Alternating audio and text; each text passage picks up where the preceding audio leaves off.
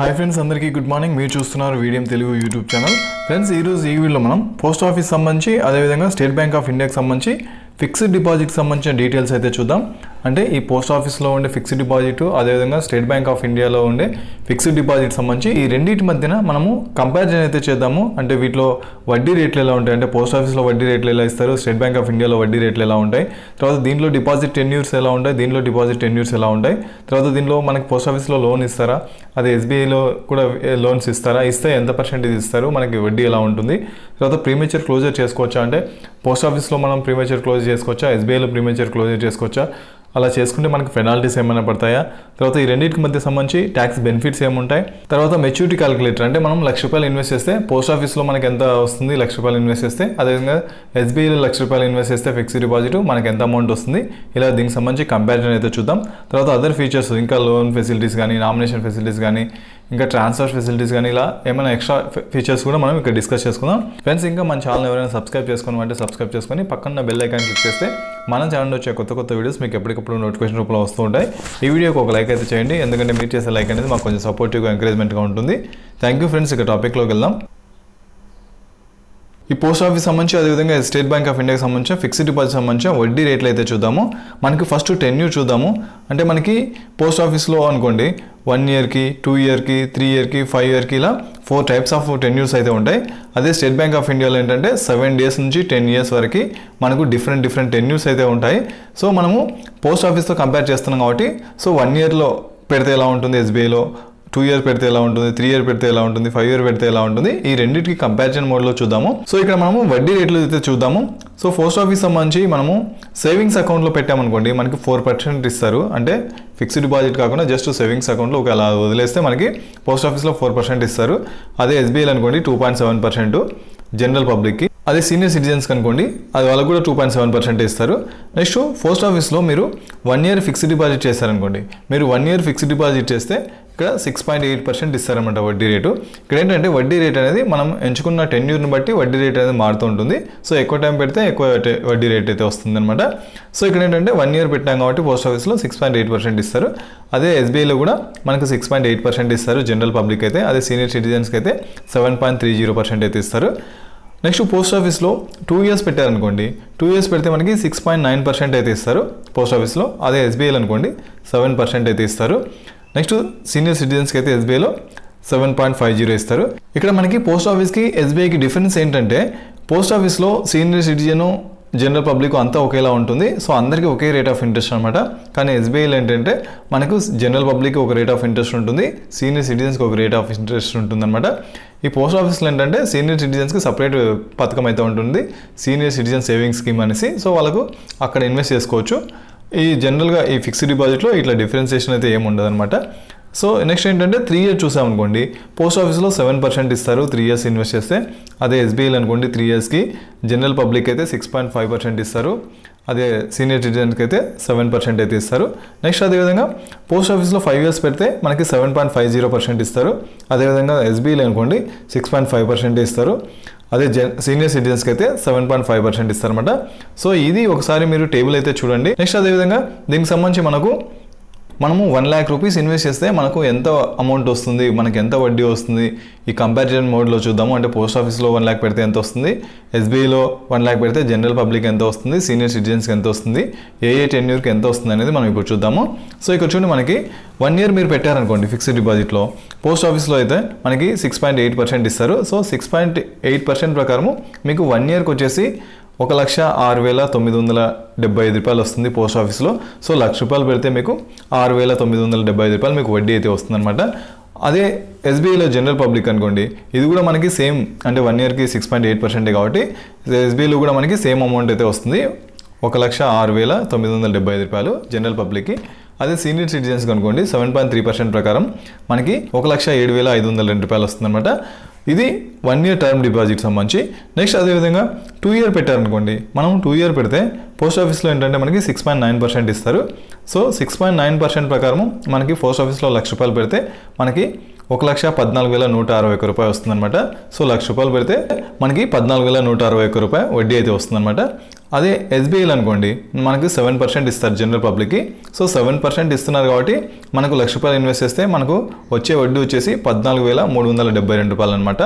Next అదేవిధంగా senior సిటిజన్స్కి అయితే 7.5% ప్రకారము మనకి ₹1,15,428 అయితే వస్తుంది మెచ్యూరిటీ. అంటే ₹1,00,000 ఇన్వెస్ట్ చేస్తే ₹15,428 వడ్డీ అయితే వస్తుంది అనమాట. నెక్స్ట్ అదేవిధంగా మనము 3 ఇయర్ చూసామనుకోండి, 3 ఇయర్ చూస్తే మనకు పోస్ట్ ఆఫీస్లో 3 ఇయర్స్కి 7% వడ్డీ అయితే ఇస్తారు. సో 7% వడ్డీ ఇస్తున్నారు కాబట్టి మనకు వచ్చే అమౌంట్ వచ్చేసి ₹1,21,557 అనమాట. అంటే ₹1,00,000 ఇన్వెస్ట్ చేస్తే మీకు 3 ఇయర్ టెన్యూర్కి ₹21,557 మీకు వడ్డీ అయితే వస్తుంది. నెక్స్ట్ వచ్చేసి ఎస్బీఐకి సంబంధించి 3 ఇయర్కి చూస్తే 6.5%. సో 6.5% కాబట్టి మనకు 3 ఇయర్స్కి వచ్చేసి ₹1,19,980 అనమాట. అదే సీనియర్ సిటిజన్స్కి అనుకోండి 7% వడ్డీ రేట్ ఇస్తారు కాబట్టి 3 ఇయర్స్కి. సో మీకు ఏంటంటే ₹1,00,000 ఇన్వెస్ట్ చేస్తే ₹21,557 మీకు వడ్డీ అయితే వస్తుందన్నమాట.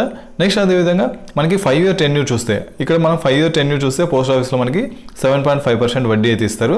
సో 7.5% వడ్డీ ప్రకారం 5 ఇయర్ టెన్యూర్కి మనకు ₹1,00,000 ఇన్వెస్ట్ చేస్తే ₹38,567 మీకు వడ్డీ అయితే వస్తుంది. అదే ఎస్బీఐలో జనరల్ పబ్లిక్ చూస్తే 6.5% ప్రకారం 5 ఇయర్స్ ఇన్వెస్ట్ చేస్తే మనకు ₹1,00,000 ఇన్వెస్ట్ చేస్తే ₹33,300 మనకి వడ్డీ అయితే వస్తుంది.